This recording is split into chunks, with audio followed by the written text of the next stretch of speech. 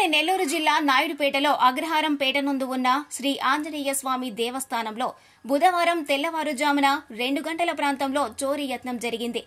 గుర్తు తెలియని ముగ్గురు దుండగులు మోటార్ సైకిల్పై వచ్చి ఆలయ ముఖద్వారం తాళం పగలగొట్టి లోపలికి ప్రవేశించి హుండీని పగలగొట్టేందుకు ప్రయత్నించి విఫలం కావడంతో అక్కడి నుంచి పరారయ్యారు.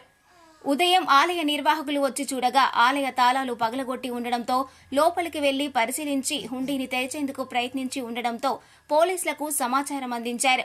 ఈ మేరకు పోలీసులు సంఘటనా స్థలాన్ని పరిశీలించి సీసీ ఫుటేజీలను పరిశీలిస్తున్నారు.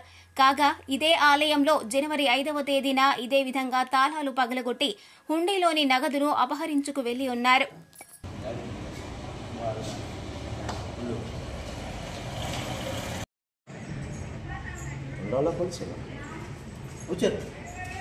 సీసీ ఫుటేజ్ కూడా తీసుకుంటారు.